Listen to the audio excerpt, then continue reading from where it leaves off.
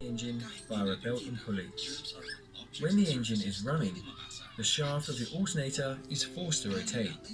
This rotation generates electricity. An alternator looks something like this.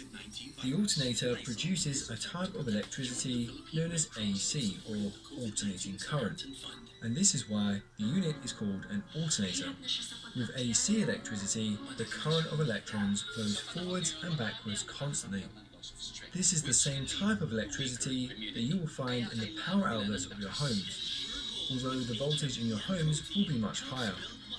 However, all the electrical components within the car use another type of electricity known as DC, or direct current. With this type of electricity, the electrons flow in just one direction. This is the same type of electricity which we get from a battery. So, the alternator converts the alternating current into direct current via a rectifier. The output voltage of the alternator varies with the speed of the car. So the alternator also uses a regulator to limit this and maintain a near constant output. Every modern vehicle needs electricity to operate. This is used to power things such as the lights, the music system, electric windows, window wipers, etc. The engine combusts fuel. This is Inhaler on, mask on, carry on, fix inhaler.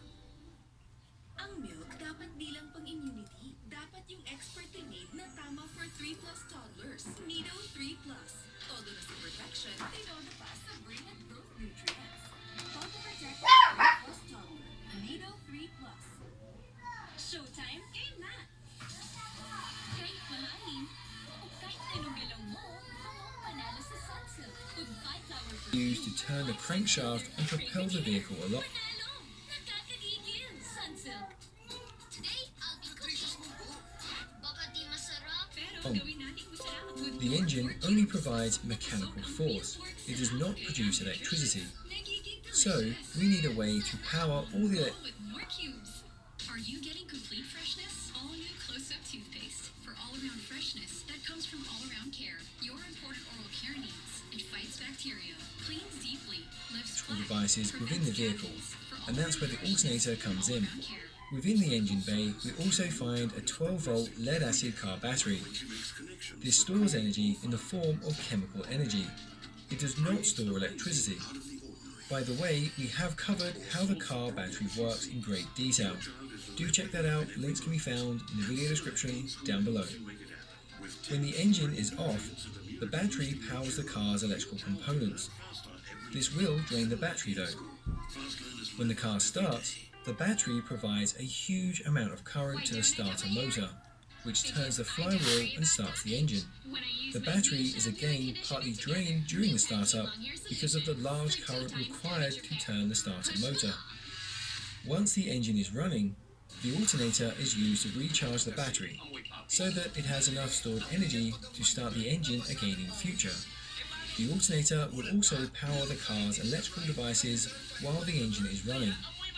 But if the battery is left to discharge for too long, then it will not be able to provide the large current necessary to start the starter motor, and so the car will need to be jump-started. Let's have a look at the main parts of the alternator. At the front of the unit, we find the pulley. This is a wheel which has grooves cut into it to help grip the belt that provides the rotational force from the engine. The pulley wheel is attached to the shaft which runs through the entire length of the alternator. The internal components are held inside the main housing. The housing consists of two parts, the front and the rear bracket. There are some slots cut into the casing to allow air to pass through and remove the unwanted heat which is generated. At the back of the unit, we have the electrical connections. There are many different designs, but this is an example of a simple 3-wire design with an internal regulator and rectifier which has the following terminals. First of all, there's the B terminal. This is the output of the alternator which charges the battery. Then we have the S terminal. This allows the regulator to sense the voltage. And then we have the F terminal. This is connected to the ignition and provides the initial power to the electromagnet during startup. To complete the circuit, electricity flows back through the car's frame to and from the battery's negative terminal. As this unit has an internal regulator and rectifier, we find these components at the rear end of the unit, which is usually under a protective cover. We'll see those in more detail a little bit later in this video. By removing the housing, we can see inside the unit. The first thing we see is the stator. The stator is stationary and does not rotate. This consists of a number of laminated sheets which have a pattern of slots around the inner edge. Then we find 3 separate sets of copper wires which are wound between these slots in a certain order. One end of each coil is connected together to form a neutral point. This is a star configuration. Each coil set will produce a single phase of AC electricity, providing 3 phases in total. The other end of each coil passes through the case and attaches to the rectifier. The alternator produces AC alternating current, but the battery and the electrical devices of a car need direct current, so the rectifier is going to convert the AC into DC electricity. At the center of the alternator, we find another coil of wire which is wound around an iron core and connected to the shaft. The shaft also holds 2 slip rings. The slip rings are connected to opposite ends of the coil. Within the rear housing, we find some brushes. These are some spring-loaded carbon blocks which are pushed outward to rub against the slip rings to form an electrical connection. The car battery initially provides electricity to the coil via the brushes. As the electricity passes through the coil, it generates an electromagnetic field. To enhance this electromagnetic field, 2 iron claws are placed either end of the coil, which will interlock with each other. One end will become the North Pole and the other will become the South Pole. As the electromagnet is attached to the rotor shaft, when the engine turns the shaft, it also rotates the electromagnet past the coils of the stator. This will cause the stator coils to generate a current, and so electricity is generated. Once the alternator is generating electricity, the alternator is able to power the electromagnet by itself via a diode trio, which converts the 3-phase AC into DC. The voltage and current produced by the alternator will vary with the speed of the vehicle. The faster the vehicle travels, the faster the crankshaft rotates, and so the faster the alternator also rotates. This increases the voltage and current. To control this, another component is used called the regulator, which is mounted at the rear of the unit. This is an integrated circuit board which monitors the output of the alternator and varies the current flowing through the electromagnet to control its strength. The strength of the electromagnet can be used to vary the output from the alternator. I was never the type to slow down. I always want...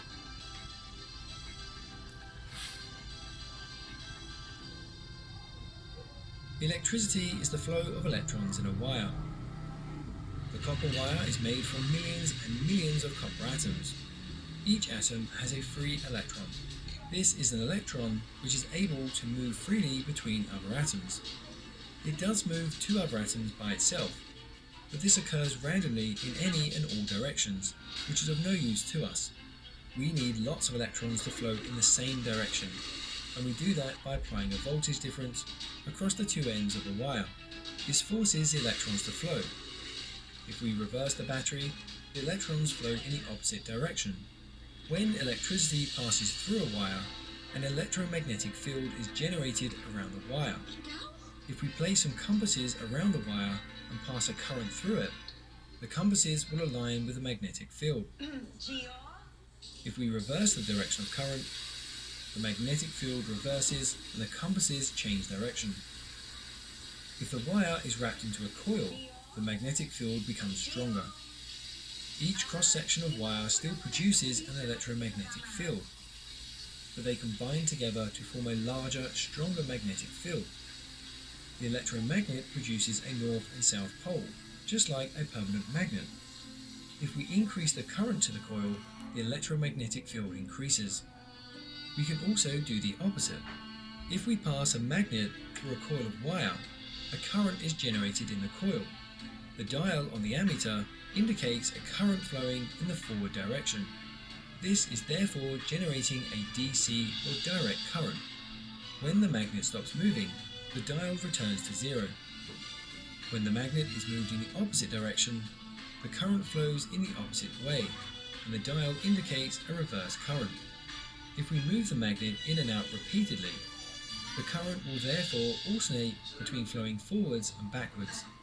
This is how AC or alternating current is generated. The current is continuously alternating in direction. If we move the magnet faster, a stronger current is generated. If we use a stronger magnet, then the current also increases. If we use a larger coil with more turns, then this will also generate a larger current.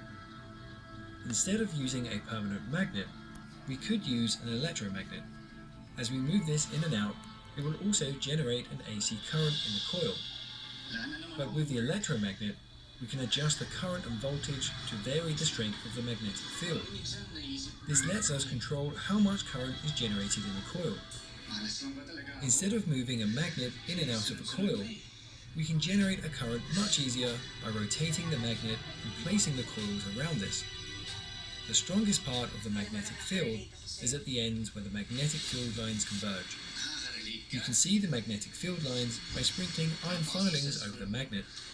With the magnet between the two coils, there is no current generated.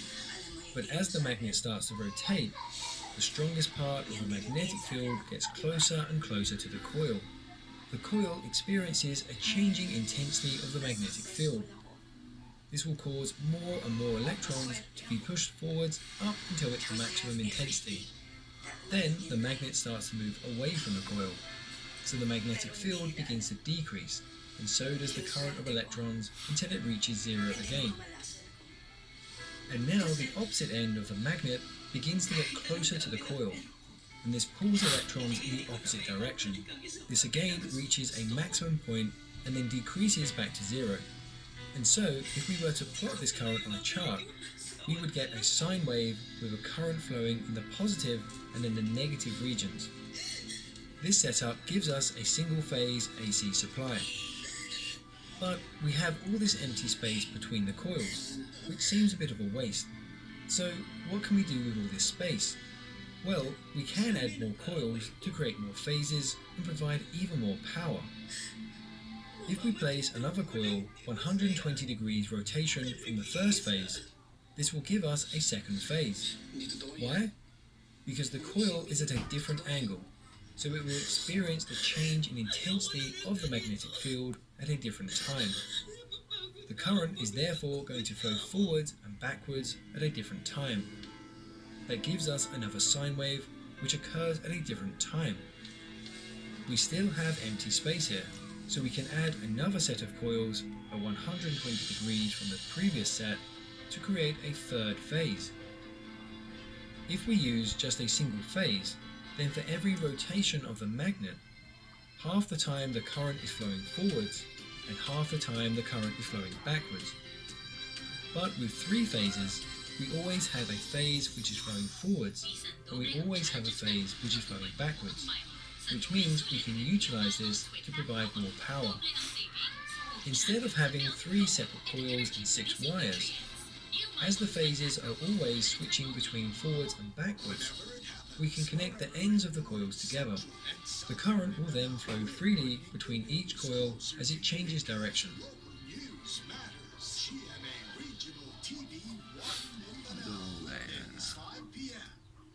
Dark spots nakakahiya. Let's clear them. New Garnier Vitamin C Serum. With the power of vitamin C, fades dark spots. In just 3 days. See the difference. Wow! No more dark spot! By Garnier, naturally. Uy, may auditions! Sali tayo?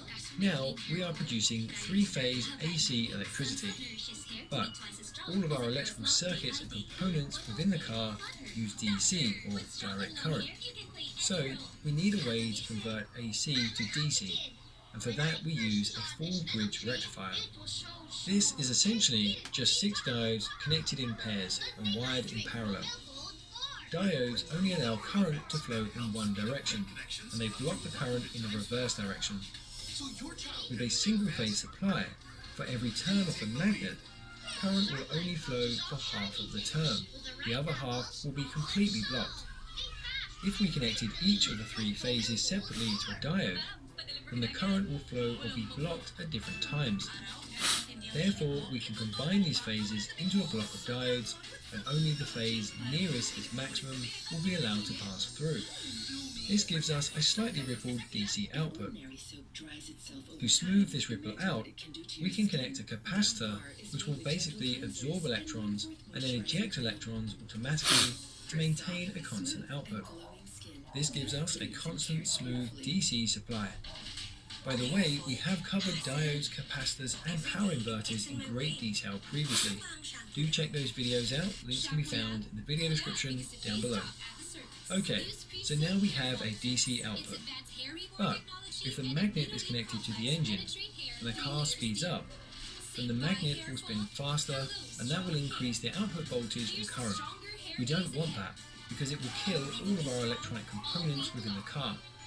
So we need a way of regulating the voltage. If you remember, we saw that by using an electromagnet, we can increase or decrease the electromagnetic field strength by varying the voltage. And by varying the strength of the magnet, we can vary the voltage and current generated in the coil. That's why the alternator uses an electromagnet, so that it can control the output. The car battery powers the electromagnet, although most modern alternators will use a diode trio, which converts the alternating current of the alternator into direct current and powers the electromagnet via a voltage regulator once the alternator is generating electricity. On the power supply of the electromagnet within the regulator, we find a component known as a transistor. The voltage sensor is also connected to the regulator.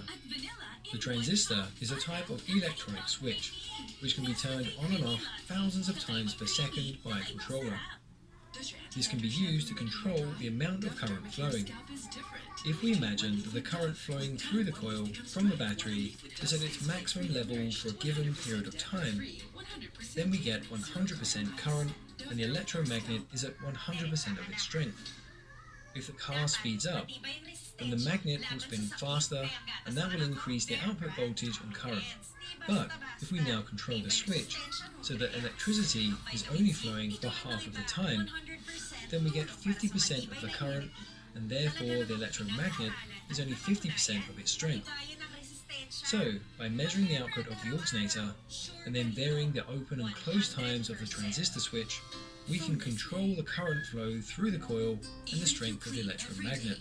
This controls how strong the electromagnet will be, which affects how much electricity is produced. This produced electricity charges the battery.